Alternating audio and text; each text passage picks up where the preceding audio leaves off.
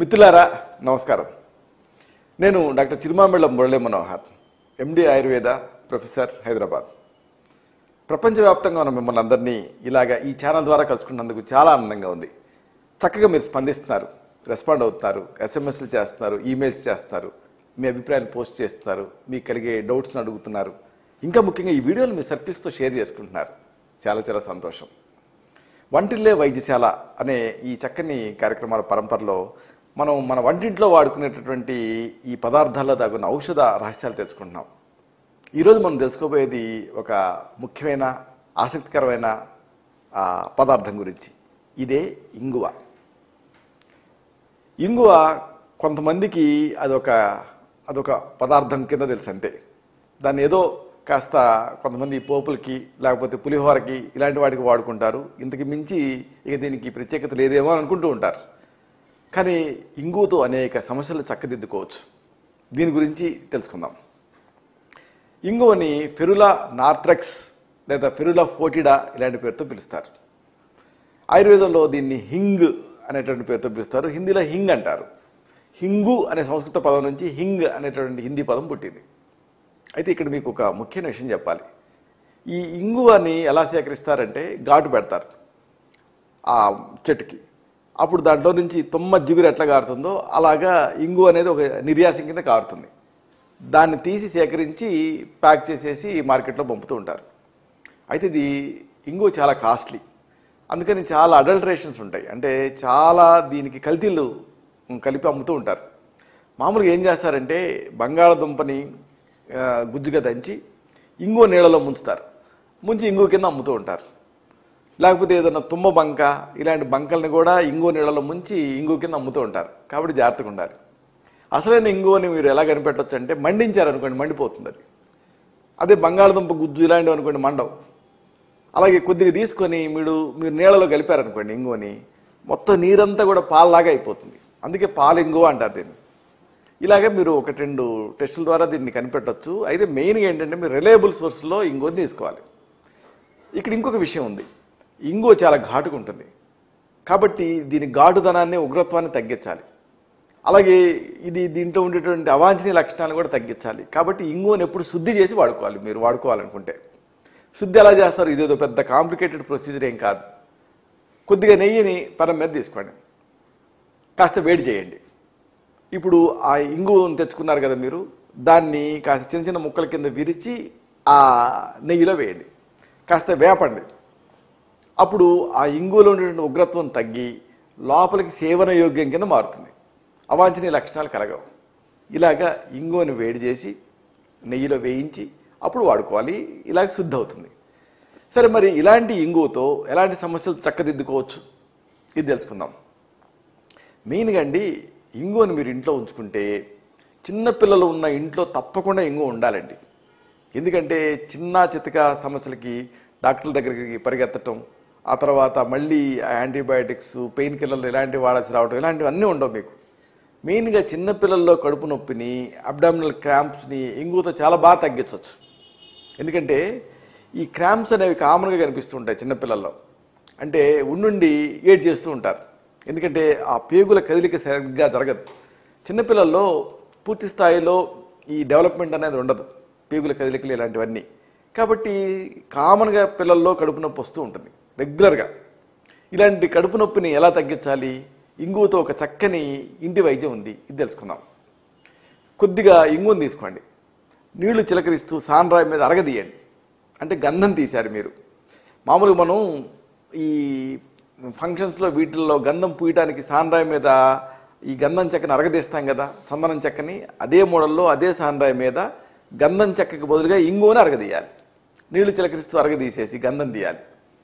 అప్పుడు మీకు ఆ నీళ్లతో కలిసినటువంటి ఆ ఇంగువ అనేది ఒక చిక్కటి పేస్ట్ లాగా వస్తుంది, తెల్లగా. ఇప్పుడు ఇలాంటి ఈ ఇంగువ పేస్ట్ని చిన్నపిల్లల్లో పొట్ట మీద, బొడ్డు మీద రాయాలి. ఎక్స్టర్నల్గానే రాయాలి. పొట్ట మీద, బొడ్డు చుట్టూ, బొడ్డు మీద ఇలాగ ఎక్స్టర్నల్గా దీన్ని రాస్తే కడుపు నొప్పి తగ్గుతుంది. ఇక మరొక సమస్య, చిన్నపిల్లల్లో పొట్ట ఉబ్బరిస్తూ ఉంటుంది. ఈ పొట్టొబ్బరింపుని తక్షణమే ట్రీట్ చేయడం అవసరం. ఈ కాలికీ పెయిన్ని ఇంగువతో తగ్గించుకోవచ్చు. ఎలాగో తెలుసుకుందాం. కొద్దిగా ఇంగువను తీసుకొని పావు కప్పు నీళ్ళకి వేసి కరిగించండి. అప్పుడు మీకు తెల్లగా పాలలాగా అవుతుంది. దీన్ని ఆ పసిపిల్లల బొడ్డు చుట్టూ బొడ్డు మీద లేపనం చేస్తూ ఉండండి. పొట్ట ఉబ్బరింపు తగ్గుతుంది. అలాగా పొట్ట నొప్పికి ఇదే చికిత్స, పొట్ట ఉబ్బరింపుకి కూడా, కాకపోతే చిన్న వేరియేషన్. మామూలుగా ఒకవేళ మీకు అబ్డామినల్ క్రాంప్స్ ఉంటే, పొట్ట నొప్పులు ఉంటే ఏం చేస్తారు, ఇంగువ నీళ్లు చిలకరిస్తూ అరగదీసి గంధం తీసి ఆ తెల్లని చిక్కని పేస్ట్ లాంటిదేమో పుయ్యాలి చిన్నపిల్లల పొట్ట మీద బొడ్డు చుట్టూ. ఉబ్బరింపులో ఏం చేస్తారు, కొద్దిగా వేరియేషన్ ఉంటుంది. ఇంగువను తీసుకొని పావు కప్పు నీళ్ళలో వేసి కరిగించి తెల్లటి ఆ చిక్కటి ద్రవాన్ని ఆ బొడ్డు మీద పుయ్యాలి, ధారగా పోయాలి. అలాగే లేపనం చేస్తే పొట్ట ఉబ్బరింపు తగ్గుతుంది, ఎందుకంటే మజిల్స్ ఫ్రీ అవుతాయి. ఇక పెద్దవాళ్ళల్లో కడుపు నొప్పి, దీన్ని కూడా ఇంగువతో తగ్గించవచ్చు. సాధారణంగా అజీర్ణం వల్ల ఈ పెద్దవాళ్ళల్లో అబ్డామినల్ పెయిన్ వస్తూ ఉంటుంది. ఇలాంటి ఈ అబ్డామినల్ పెయిన్ని ఇంగువతో తేలిగ్గా తగ్గించుకోవచ్చు. ఎలాగో తెలుసుకుందాం. ఒక పావు టీ స్పూన్ ఇంగువని నేతిలో వేయించండి. తర్వాత చిన్న గ్లాసు మజ్జిగకి కలపండి. నేతిలో వేయించిన ఇంగువని చిన్న గ్లాసు మజ్జిగకి కలిపేసేసి తాగేయాలి. రోజుకి 2 సార్లు, ఉదయం అలాగే సాయంత్రం. ఇలా తీసుకుంటూ ఉంటే పెద్దవాళ్ళలో కడుపు నొప్పి తగ్గుతుంది. సాధారణంగా ఇండైజెషన్ వల్ల వచ్చేటువంటి కడుపు నొప్పికి ఇది ఒక ఎక్సలెంట్ మెడిసిన్. ఏదన్నా హెవీ ఫుడ్ తిన్నారనుకోండి, oily food, heavy food, fried food, అప్పుడు సాధారణంగా గ్యాస్ తయారయ్యి ఆ తర్వాత మజిల్స్ పట్టేసేసి క్రాంప్స్ వస్తాయి, అబ్డామినల్ పెయిన్ వస్తుంది. దానికి ఇది ఒక అద్భుతమైన చికిత్స. పావు టీ స్పూన్ ఇంగువని కొద్దిగా నేతిలో వేయించి ఆ తర్వాత దాన్ని చిన్న గ్లాసు మజ్జిగకి కలిపి తాగేయాలి. మజ్జిగలో కాల్షియం ఉంటుంది, మజిల్స్ని రిలాక్స్ చేస్తుంది. అలాగే దీంట్లో ఉండేటువంటి లాక్టోబాసిల్లస్ స్పోర్స్ ఇలాంటివి ఈ అమీబియాసిస్ తాలూకు ఇన్ఫెక్షన్స్ని ఇలాంటి వాటిని తగ్గిస్తాయి. ఇంగువ కూడా అంతే, యాంటీ ఇన్ఫెక్టివ్గా పనిచేస్తుంది. ఏదైనా ఇన్ఫెక్టివ్ ఆరిజిన్ తోటి ఒకవేళ కడుపు నొప్పి వచ్చినా ఇది తగ్గిస్తుంది. కాబట్టి ఈ రెండింటి కాంబినేషను అద్భుతంగా పనిచేస్తుంది. పెద్దవాళ్ళల్లో కడుపు నొప్పిని తగ్గిస్తుంది. పావు టీ స్పూన్ ఇంగువని ముందు నేతిలో వేయించి చిన్న గ్లాసు మజ్జిగకి కలిపి ఉదయం సాయంత్రం 2 సార్లు తాగుతూ ఉండాలి, కడుపు నొప్పి తగ్గుతుంది. ఇక మరొకటి పంటి నొప్పి. టూతేక్ కూడా ఒక మెడికల్ ఎమర్జెన్సీ లాగా ఫ్యామిలీలో ఎవరినైనా బాధించవచ్చు. విపరీతంగా బాధపడిపోతూ ఉంటారు. దీన్ని ఇలాగే అశ్రద్ధ చేస్తే ఆ తర్వాత తినలేరు. ఆ తినకపోవడం వల్ల నీరసం వస్తుంది. పైగా ఈ పంటి నొప్పి అలాగ పాకిపోయి ఇన్ఫెక్ట్ అయ్యి చిగుళ్ళ వరకు చేరి పంటిని పీకాల్సిన పరిస్థితి కూడా వస్తుంది. అలా కాకుండా పంటి నొప్పిని, ఇన్ఫెక్షన్ని తగ్గించుకోవాలి. దానికి ఇంగువ ఉపయోగపడుతుంది. ఇంగువని పెనం మీద వేయించండి. వేయించిన ఇంగువని చిన్న ముక్కను తీసుకోండి. ఎక్కడైతే దంతం పుచ్చిపోయిందో అక్కడ నొప్పితో ఎక్కడైతే ఉందో ఆ పంటి మీద ఆ చిన్న ఇంగు ముక్కని అట్లా పట్టి దంతాలతోటి నొక్కి ఉంచండి. దీంతో ఆశ్చర్యకరంగా ఆ పంటి నొప్పి తగ్గుతుంది. కాబట్టి పంటి నొప్పికి ఇది ఒక అద్భుతమైన రామబాణంలాగా పనిచేసే ఇమీడియట్ ట్రీట్మెంట్. ఇది గుర్తుపెట్టుకొని ఈసారి పంటి నొప్పి ఉన్నప్పుడు దీన్ని ప్రయత్నం చేసి చూడండి. ఇంగుని పెనం మీద వేయించి చిన్న ముక్కని, వేయించిన ఇంగు ముక్కని తీసుకొని ఆ పుచ్చిపోయిన దంతం మీద పెట్టి దంతంతో వేరు దవడతో నొక్కి పెట్టి ఉంచాలి. ఒక 5 నిమిషాలు 10 నిమిషాలు లోపలికి ద్రవం ఊరుతూ ఉంటుంది. ఊసేయచ్చు లేకపోతే మింగొచ్చు. దీంతో ఆ దంతాల నొప్పి తగ్గుతుంది. ఇదంతా ఒక ఎత్తు అయితే ఇంగువ ఆకలిని తగ్గిన సందర్భాల్లో అద్భుతంగా పనిచేస్తుంది. అంటే ఒక ఎపిటైజర్ లా పనిచేస్తుంది. ఆకలి తగ్గడం అనేది చాలా పెద్ద సమస్య. దీన్ని అశ్రద్ధ చేస్తే అజీర్ణం, దాన్ని అశ్రద్ధ చేస్తే ఇక మలబద్ధకం, పైల్స్, ఇలాంటి చాలా సమస్యలు ఇబ్బంది పెడుతూ ఉంటాయి. అసలు అందుకే ఆయుర్వేదం ఏం చెబుతుందంటే ఆకలి అన్ని రోగాలను పోగొడితే నిద్ర సగం రోగాలను పోగొడుతుంది అంటుంది. ఆకలి ఎంత ముఖ్యం. కాబట్టి ప్రయత్నం చేసినా సరే ఆకలిని రక్షించుకోవాలి. దానికి ఇంగువ ఉపయోగపడుతుంది. చిన్న అల్లం ముక్కని దంచండి ముద్దగా. ఈ అల్లం ముద్దకి ఒక చిటికెడు నేతిలో వేయించినటువంటి ఇంగువని కలపండి.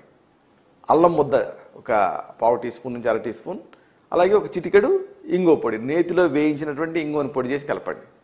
ఆహారానికి అరగంట ముందు దీన్ని బటర్ మిల్క్ కలిపి తాగుతూ ఉంటే ఆకలి మీ సొంతం అవుతుంది. కాబట్టి ఈ ఆకలి తగ్గినప్పుడు, లేకపోతే ఆకలి తగ్గుతుంది అనుకున్నప్పుడు, లేదా చిన్నపిల్లలకి ఆకలి తగ్గి వాళ్ళు ఏది తినకపోతుంటే దీన్ని ఇవ్వచ్చు. చాలా ఎక్సలెంట్గా పనిచేస్తుంది, ఆకలిని పెంచుతుంది.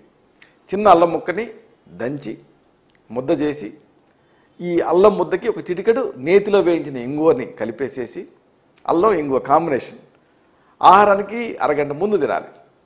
దీన్ని అలా తినేయచ్చు, తిని వేడినీళ్ళు తాగొచ్చు, లేదా మజ్జిగకి కలిపి ఆ మజ్జిగ తాగొచ్చు. దీంతో ఆకలి పెరుగుతుంది.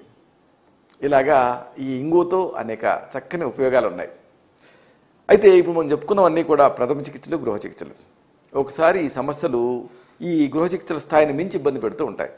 అలాంటప్పుడు మిమ్మల్ని వ్యక్తిగతంగా చూడాలి. అంటే మీకున్న సమస్య ఏమిటి, మీరు అనుకుంటున్న సమస్యనా ఇది, లేకపోతే మరొకటా, అంటే వ్యవచ్ఛేదిత నిదానం అనేది అవసరం. అలాగే మీ నాడి చూసి, మీ తత్వాన్ని పరీక్ష చేసి, మీకు మాత్రమే ప్రత్యేకమైన ఆయుర్వేద ఔషధాలు ఉంటాయి. వీటిని తగిన అనుపాన సహపానాలతోటి ఇవ్వాల్సి ఉంటుంది. ఏదైనా ఒక సమస్య క్రానిక్గా బాధ పెడుతూ ఉంటే ఈ డిఫరెన్షియల్ డయాగ్నోసిస్ ఆధారంగా మీకు ట్రీట్మెంట్ ఇవ్వాల్సి ఉంటుంది. అప్పుడు ఈ సమస్య నుంచి మీరు బయటపడవచ్చు. ఇలాంటి మరొక ఆసక్తికరమైన విషయాన్ని తిరిగి ఇదే కార్యక్రమాల పరంపరలో మనం కలుసుకున్నప్పుడు సవివరంగా, సహేతుకంగా, సమగ్రంగా తెలుసుకుందాం. శతం జీవ శరదో వర్ధమానః, శతం హేమంతాన్ శతం వసంతాన్. 100 శరతులు, 100 హేమంతాలు, 100 వసంతాలు వర్ధిల్లుతూ జీవించండి. శుభం.